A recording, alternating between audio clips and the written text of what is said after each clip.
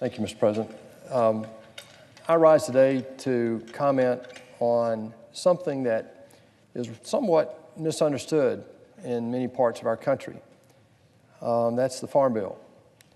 I have the privilege to sit in a seat in the United States Senate once held by Saxby Chambliss, a former chairman of this Agriculture Committee. I'm fortunate to be from a state where agriculture is our largest industry. I'm fortunate to sit on a committee that, as we just heard from two leaders, Ranking Member Senator Stabenow from Michigan, my good friend, and my good friend Senator Pat Roberts, the chairman. This is a bipartisan committee. People sent me up here 3 years ago, Madam President, that they said, look, we need you to go there and get something done. I said, okay, fine. You know, we have two opposing views in Washington, so that means you're going to have to compromise. I made the comment that no one gets everything they want. I reminded people, is anybody in the audience married? I mean, this is something that is the American way. I come from the American business community, Madam President, and I can tell you that nobody gets 100% of everything they want in any deal. That's what we're here talking about today. This is a bill that moves this agenda forward. It provides certainty, and that's what this is about for our agricultural industry. It's not about subsidies. It's not about protection. It's about certainty. It's about protecting a strategic industry in our country. And I want to make that point up front. This is very, very definitely a strategic industry. The United States today enjoys a God-given position in the world. We're one of the three major breadbaskets in the world. The world needs us to be successful in our agricultural industry. There are hungry people in the world that we can feed in our capacity here in the United States. Our productivity in many of our commodities has gone up in my lifetime dramatically. I grew up on a farm, working on farms, Madam President, and I can tell you, I know we produce a lot more corn per acre today than we did when I was 6 years old. This is an amazing productivity story, and the rest of the world needs that today.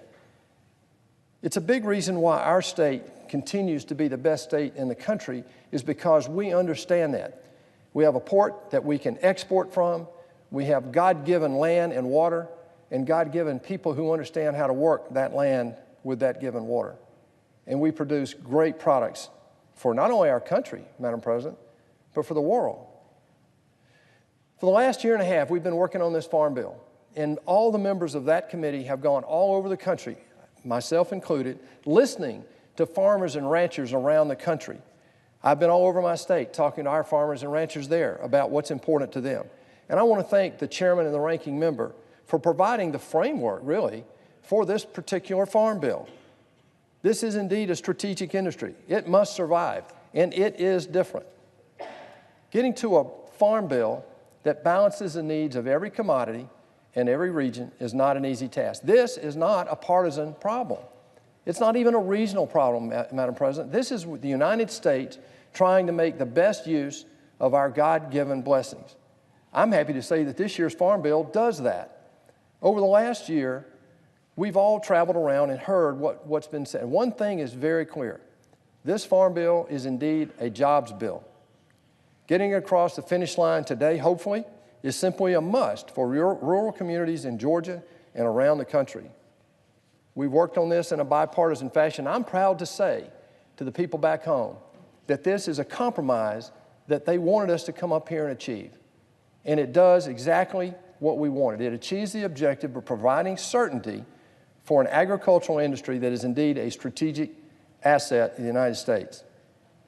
We've kept programs in place that have helped farmers in Georgia and around the country weather the low commodity markets we've seen just in the last couple of years. The chairman just mentioned that there are many of these commodities at historic lows. We've cracked down on fraud within the food stamps program. We've advanced turf grass and timber research. We've included provisions important to land-grant universities. Now, this Farm Bill is not perfect, but as I said, it is a great compromise that achieves the objective. One provision that's been eliminated would help ensure American textile mills have the tools they need to compete with other countries, for example. I hope we can find a way to fix that. However, as I said earlier, growing up working on the land, I learned many hard lessons. At an early age, I learned that agriculture is not just a business, it's a way of life for many people around our country. This farm bill is an investment in those people, in our ag industry, and indeed in our country, Madam President. It's not just the product that's grown in the soil, it's the processing, it's the transportation, it's the retail, and indeed the end consumer. These are things here that are only meant to, there are things here only meant to assist farmers during tough times. And what we have, when we say strategic industry, we have to be responsible for the survival and the transferal of this industry from generation to generation. Because, Madam President, as you well know, in your home state, as in mine, most of the agricultural production in this country comes from family farms. President Trump is working to renegotiate trade deals with other countries and create a level playing field with the rest of the world. This is absolutely critical. I've lived in this trade world most of my career. The President is trying to get equal access in other markets around the world.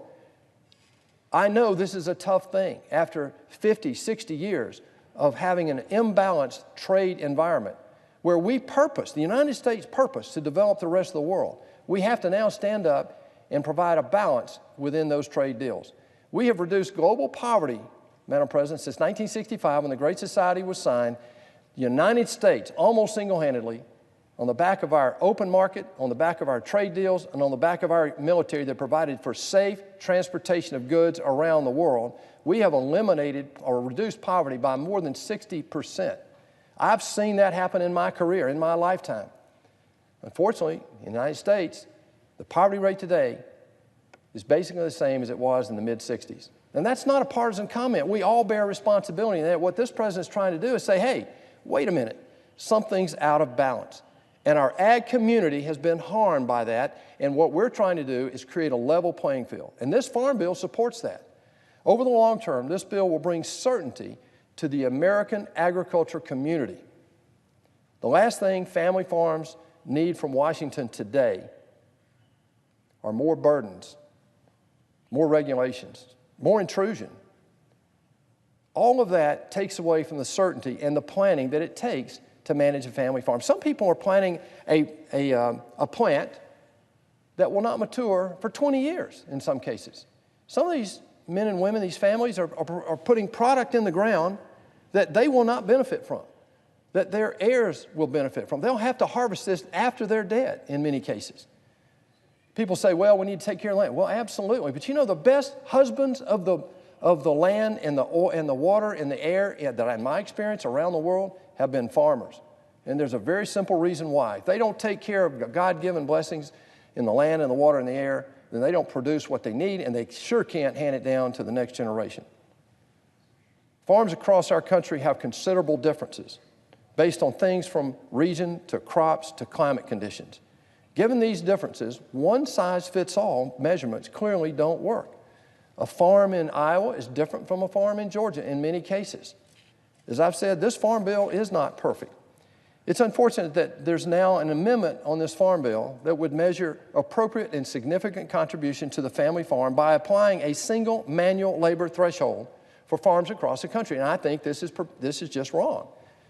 The opportunity to qualify as an active contributor, and I put that in quotes, active contributor to the farm through management, bookkeeping, and other activities is important because it recognizes the contributions of all family members and individuals who actually participate in farming operations. I can tell you from personal experience that if it were not for my aunts, my cousins, my uncles, our farms would not have been successful.